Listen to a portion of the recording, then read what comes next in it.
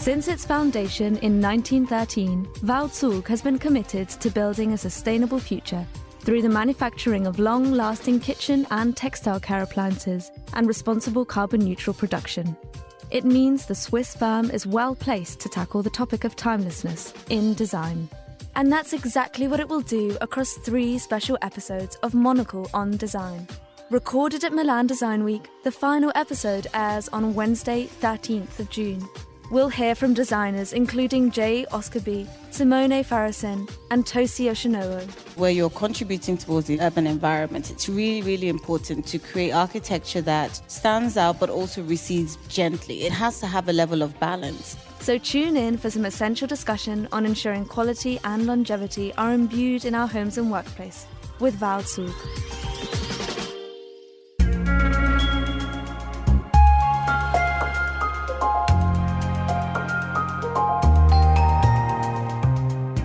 This is Monocle on Design Extra. It's a short show to accompany our weekly programme where we discuss everything from architecture and craft to furniture and fashion. I'm Maylie Evans. Lisbon Design Week has just wrapped. Now in its second iteration, studios, galleries and independent makers were showcasing their wares across the city. I headed to the hilly and coastal capital to meet some of the people involved. I began at the Rocker Gallery, where the space was dedicated to emerging designers. It was there that I met Michelle Feitman. She's the Lisbon Design Week founder. She began by sharing how the event came to be. So many people started to tell me that design was not sufficiently recognized in this country, and particularly Lisbon. I saw so many talents that I had this idea that something has to happen to show to the world all the talents that are here and to try to activate the sector. What I noticed as a newcomer in Lisbon was that many showrooms, galleries, or even museums that were really interesting sometimes didn't have the right attendance. So it was quite low in general. So I thought there must be something to do about it. Last year we had 50 venues. This year we have 80. When you have so many venues, you have, of course, to select and quite a diversity.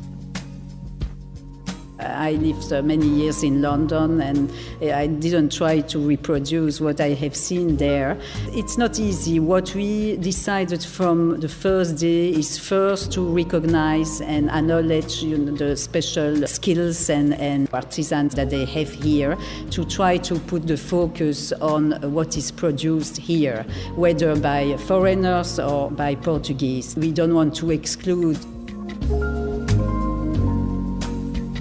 The event is an excuse to open incredible spaces to the public, and the exhibition Nossa Terra was no exception.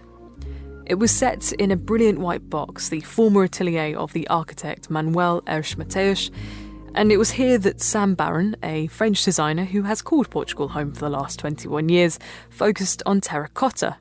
He brought a selection of artefacts, contemporary and historical, together to reflect on this humble local material that is readily available. The idea of the exhibition is to highlight how different kind of artists, architects, designers, young or recognized, can shape this material, which is ecologically interesting because you don't need to spend so much energy to cook it, which is different from other ceramic and porcelain material. There is a beauty in terracotta beside its color, which fits really well in a white box where we are. It expresses the tradition of the people, the habits, and in every region of Portugal, food recipes are a bit different. So the bottles, the wine decanter are different depending of what people were used to eat, thanks to the landscape where they were living.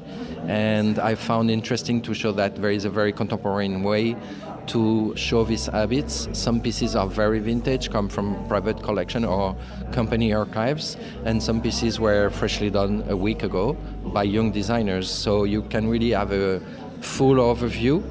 If you place it close to an archive pieces like this little guy who is a fontaine center, where the water jet come out of his head, close to a water bottle that was done by Portuguese illustrator 2 years ago, Of course, water in that case is the link, but you can also see the figurative aspect of it and the shape respond to each other. I next caught up with Natasha Djeskovich at a grand old building whose history remained somewhat a mystery. High vaulted arched ceilings and exposed brickwork hinted to an industrial past. The ceramicist and designer co-founded the studio further there, creating limited edition tableware and furniture with her partner. On this occasion, the duo were debuting work as part of the newly formed Luso Collective, alongside other local design studios. The members of our Luso Collective is Studio Gameiru, it's an architectural studio. Maszeja, who are a little bit like us in bespoke furniture. Garce Dimowski, which is very well established design studio, an architectural studio as well. They do interior design as well. And us, a tiny studio located in Lisbon. What made you want to bring all these different designers and makers together? We started to meet like-minded people who share the same principles, who use local materials, love local craft, who are inspired by the Portuguese landscape, who came here and settled in Portugal to live. They use resources of Portugal and they get inspired by Portuguese architecture and landscape.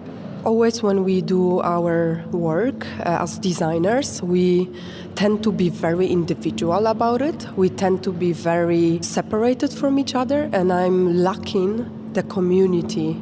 I know that by gathering together, we can just have bigger and better voice, a stronger identity.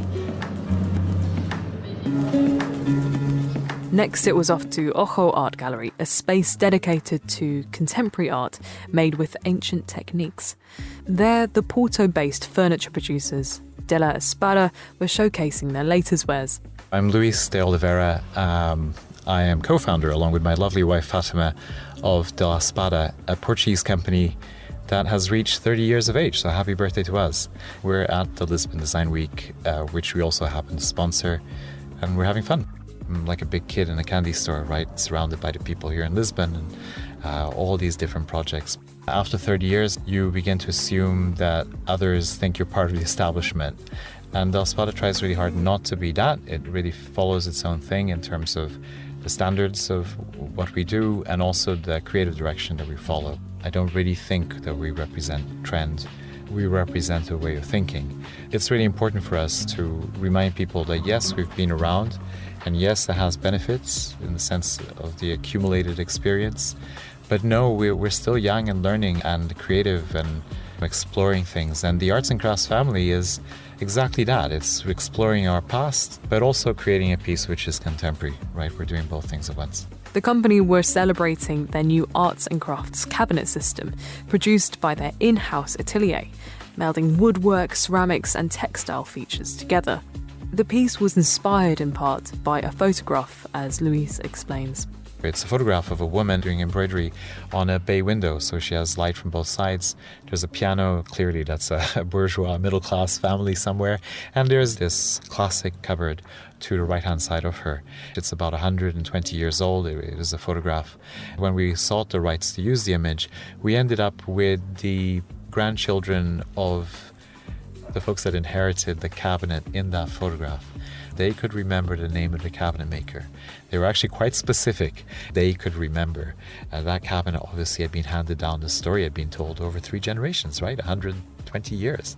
We found that very touching and very much something that we connect with. If we were a band, we'd call ourselves the Romantics. That's because I think there is romance in these things that we do and others do as well. Evidence that a beautifully crafted piece, treated with love and care, has the ability to travel through time, something that I'm sure many a designer dreams of. Those were some of the highlights from Lisbon Design Week. I'll be intrigued to see how the event continues to flourish over the upcoming years.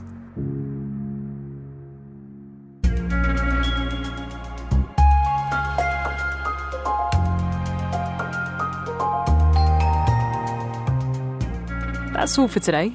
But if you're eager for more design stories, then of course you can listen to our main programme, Monocle on Design, airing on Tuesdays at 8 p.m. London time.